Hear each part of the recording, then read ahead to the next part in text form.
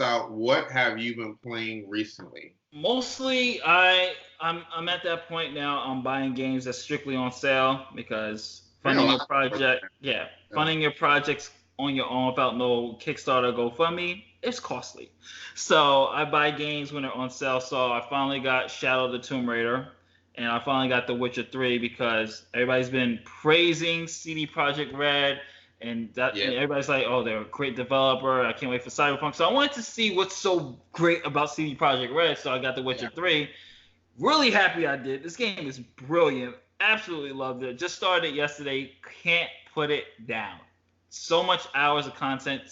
Enough hours of Persona 5. It's like 80 plus 100 hours with the DLC. So I got a lot to do in this game. It's gonna be a while for me to beat it. Shout out Tomb Raider. I'm enjoying it, but I feel like it's the worst of the trilogy.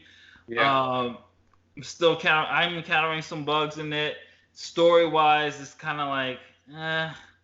But I'm gonna finish it just to see how it ends, and that will be it for that. Hopefully, it'll do another one with I want a remake of the actual first game with this gameplay elements, Yeah, that'd be and up. That'd be yeah, up. and see what happens. But otherwise, and I'm actually gonna buy for PC Iron Fury, so expect a review from that later on. So, For those that don't know, it's the same engine that they used a long time ago for the first Doom. Someone brought it back, Doom and Duke Nukem. So I'm curious to see. It looks gorgeous. I'm not a first person gamer, but it looks gorgeous. I'm gonna check it out. yeah, so my throat's all messed up today. Tokyo RPG, I love those guys. Yeah, Um, like I said, I am Setsuna. Um, what's the other game that I was just playing? the Actually, Lost Spear. Low Spare, excuse me. Yeah, I just beat both of these games. Anyway, huge fan of those games. Justin knows I'm a big advocate for those guys. We talked about them on the show before, but I played their new game. I don't want to mispronounce it too much. I think it's Ani Naki, and I am honestly, Justin, not really feeling it too much. Hmm. Gameplay is really repetitive. The game visuals are amazing. It looks so goddamn good. I will admit to that. But I mean, I have the demo, and the demo save transfers to your real game, which comes out. I think comes out later this month actually. Okay. But I don't think I'm even gonna buy it on sale, unfortunately. On a positive gaming note, I bought Yakuza 1 a while ago. Dude, that game is one of my favorite because the story is so strong. People were dissing Yakuza 1 because it doesn't have as many like side missions and like silly stuff in the arcade. Like honestly, that stuff I think personally takes away from the Yakuza series. It is a really strong story. Yakuza 1, Yakuza 0, people liked it more, but I felt like Yakuza 0 was a little bit all over the place with changing back and forth between two characters. This game is very straightforward, amazing story, amazing gameplay. So I'm actually excited for part two. But I'm like you, Justin. I'm just gonna wait for it to be on sale because everything goes on sale now. It'll probably be on sale by the time we record the next show, and I'll talk about it then. But yeah, after part one, I've really fallen in love with the Yakuza series. And again, I'm a little late to it because I didn't have a PS3, but and I'm happy I'm late because these graphics are way better than the Yeah. original 2 and 3 ones. So, and then lastly, as you know, Justin, I finally got a PS1, PlayStation 1 Classic.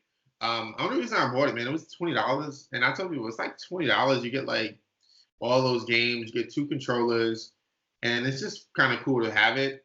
And believe it or not, the game that I've been most impressed with that actually stood the test of time, you're not gonna believe it, is actually Oddworld, Abe's Oh, Odyssey. yeah. So believe it or not, when that game came out, I was like, oh, I don't care about this stupid game. And even the remake, I was like, I don't really care. But the game reminds me of Flashback. It's an old Yeah. game for Sega Genesis, for those who don't know.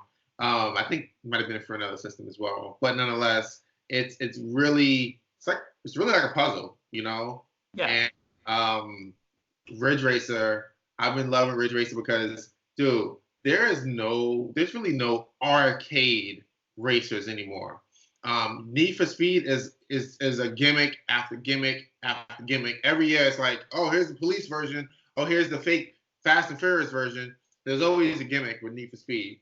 And you have your serious, obviously your Gran Turismos and your Forzas, but and then even Forza Sport. But honestly, I just want an old school arcade racer. So Ridge Racer 4 has been a lot of fun. So play some old school stuff, man.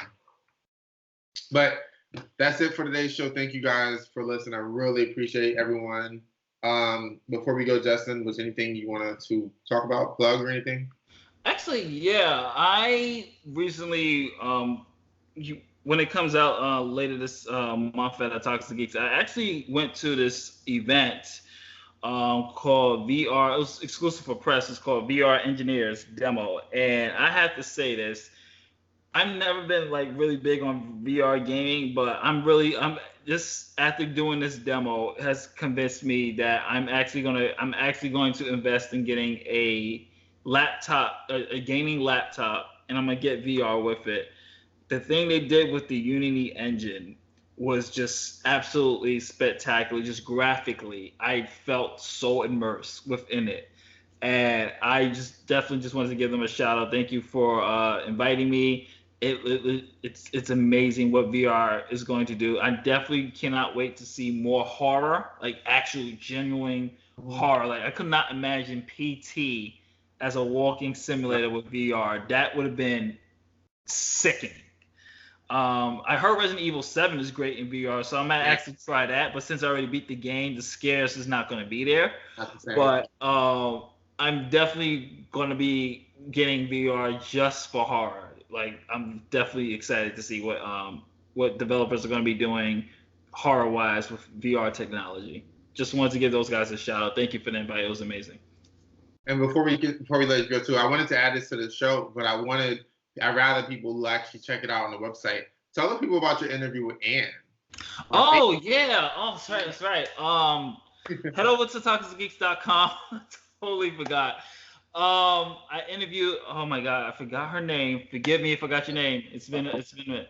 I interviewed. Who doesn't know?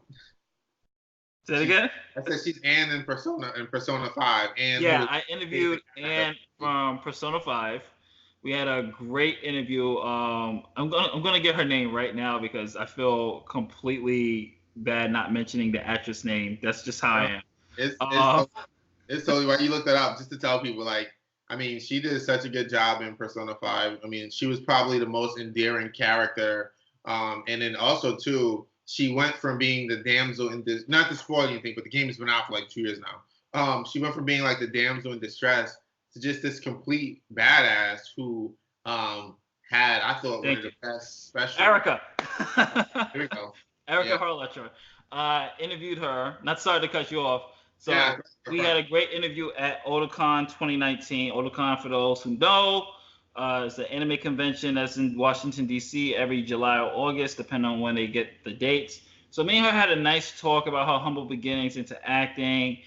She alluded to some Persona 5R. Couldn't say anything, but alluded that there might be new material and everything else. So be on the lookout for that. You can head over to ToxicGeeks.com, check out the interview. Really cool, nice 10-minute interview. Definitely check it out. Cool. All right, well, that's it. You already know. If you haven't, we should say this in the beginning of the show, actually. Please, thumbs up, right? Give us a thumbs up if you enjoyed the show. Subscribe, because a lot of people just tell me they watch the show and then but they don't subscribe. So just subscribe so you can get it in your feed. It's a button. Press it. Yeah, hit the button and subscribe. And leave a comment, please. Feel free. If you feel like there's something that we didn't talk about, we made a mistake on, or you may disagree, on it. Or you hate our guts, or you want to leave your death threats? No, I don't leave death threats. I'm going to erase the death threats. But nonetheless, leave a comment. If you disagree, that's fine. We can talk about it. And we want the people's feedback. So, but until then. Later days. Peace.